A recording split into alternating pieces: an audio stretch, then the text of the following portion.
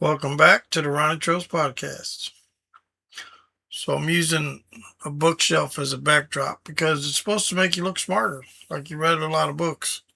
So anyway, there's a bunch of books behind me. Today I'm going to talk about a bunch of different podcasters, people who make a lot of money, but they're not quite as smart as they seem. So let me turn it over to the computer. First podcaster is Dana Lash. And interesting thing about her and me is that we grew up in basically the same town, St. Louis, Missouri. Well, she actually grew up in Fenton and I grew up in St. Louis County, but they're very close. And I've actually went through Fenton a couple times when I was a kid or a teenager or whatever. So we took different paths, obviously, in life, and she's, I guess, a wealthy news podcaster that studied a lot about the government, and she's into the politics, talks a lot about the politics. And I agree with a lot of what she says. She's against abortion. She's for gun rights. And all that's good. She's a Christian. Looks like she has a little fish tattoo, I guess. But, one day she was explaining about how she paid for her son's college education. And she was basically making it out that she's an example of how everybody else should be. So I guess she's like upper middle class and probably a millionaire, multimillionaire from all her things that she's been on, a lot of TV shows. So I guess at that point in your mind that everyone should be like you. But unfortunately, when we're born, we're not able to choose a multimillionaire mother so that when we want to go to college, we don't have one there paying for it. So instead of her telling her sons, be a man and pay your own way to college, she's raising some feminist boys who need mama's money to put them through college. So the problem is that her and people like her are not thinking about all the poor people like Chicago, where they have the highest murder rate. Of those people should be educated. They should be given a chance to go to college or tech school or different things like that. But she lives in a high tower that's not on her radar. Like, poor people are not on her radar. See, I'm the type of person that's for the lowest people in the country. Like when Jesus, she says she's a Christian, but when Jesus walked the earth, he walked the earth with the poorest people, the commoners, the hardworking, the cripples, and actually that's what made the high priest and the scribes and the Pharisees upset, was that he wasn't under their authority. He was out doing his own thing. But according to her, if you're not born into a rich family, I guess you don't deserve to go to college, or, you don't work hard enough. You need to go to college and work a job at the same time or whatever. And that's the part that I disagree, because, not only do we have student loans that aren't enough to put you through college, or they could just barely be enough where if you did everything perfect, you could graduate, assuming there was no mistakes made within those 4 years, financially or otherwise. But the actual truth of the matter is that the government makes more off of educated college graduates that pay taxes than they lent out in the student loans. So really, the student loans program is a scam, because after they lend the money, they make more back in taxes. They shouldn't even have to pay it back, because they're making more in taxes now. You think a doctor who went to medical school and took out student loans isn't paying taxes on his income more than the student loans? See, it's all a trick. It's a trick to make you think that, there's not enough money in the budget for everyone to go to college, in the government budget. But the fact of the matter is, they make more money if you go to college. So that's where I disagree with her, because I don't know. I mean, if we don't educate the people in this country, then other countries who have educated their people, maybe it's India, maybe it's China, maybe it's Japan, maybe it's France or Canada or whatever, they're going to come over and be the bosses of the Americans, because they're going to have college graduates, and companies are going to be like, well, these guys in India, they have college degrees and you Americans don't. So we're hiring them to be your boss. So you Americans can mop the floor because you didn't have any money to go to college. You were born in Chicago and a poor family. Your mother wasn't a millionaire like Dana Lash.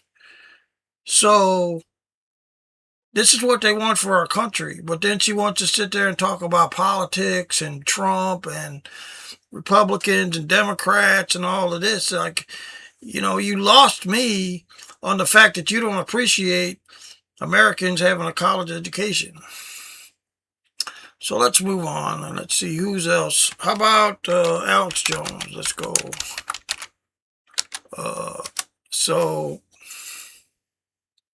I actually have a bookmark.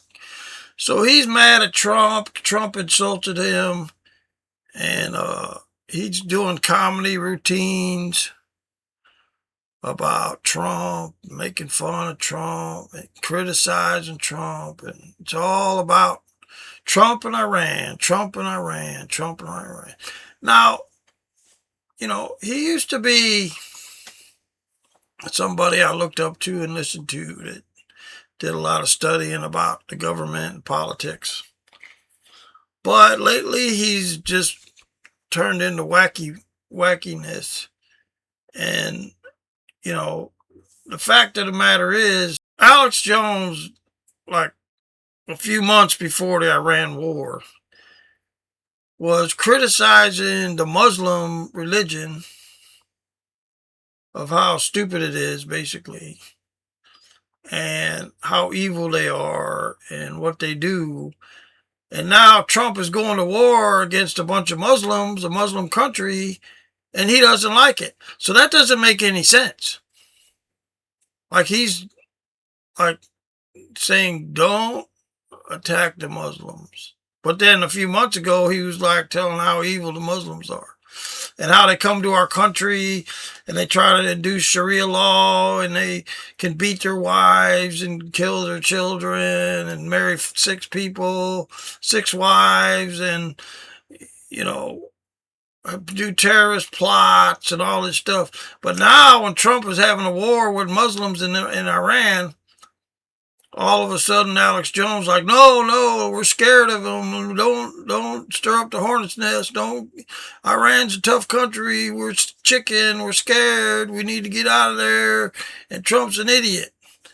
See, that doesn't make any sense, right? And if Trump is your leader that you spent a lot of time getting elected, now you just want to. So what? He insulted you because you disagreed with him. So now you're just going to have verbal warfare with it's just a waste of time. Because none of these people actually know what's going on, or they know what's going on. They don't want to talk about it.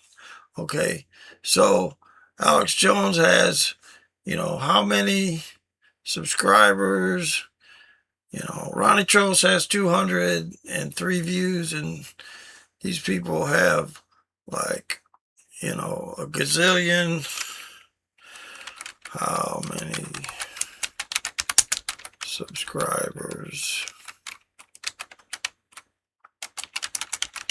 does Alex Jones have? 4 million people are following him acting stupid. And all he wants to talk about is Trump and Iran. Okay. But then even on top of that, okay, he sits there and he says that America has all these secret underground weapons facilities that are 50 years ahead of our time, like aircraft that are anti-gravity and can't be detected, and all these different weapon systems that the black projects where all the money goes. But then he's like, oh, we're too weak to fight Iran. We're going to get everybody killed.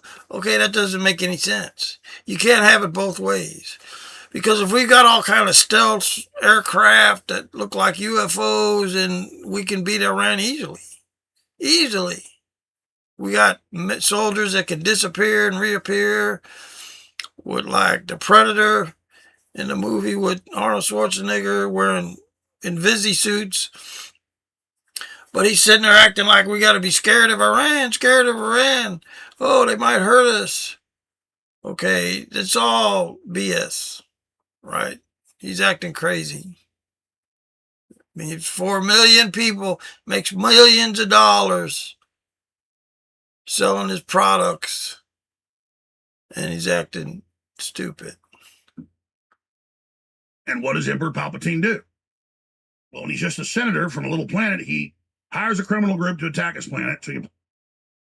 So then he has this comedian making fun of Trump. Okay, so who else? Who else is big? Let's go Jay Dyer. Okay. Now, Jay Dyer, at first, he seems like he's intelligent. But, let's see, he's got how many subscribed?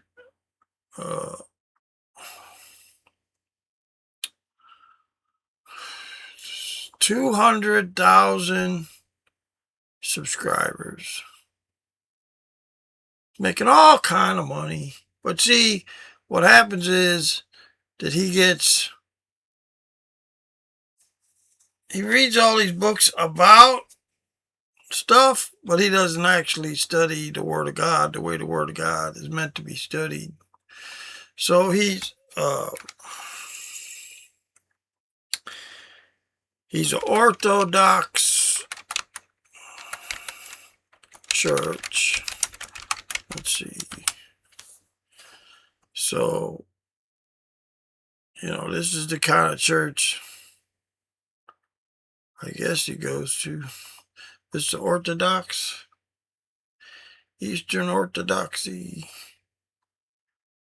I don't know. So, wait a minute.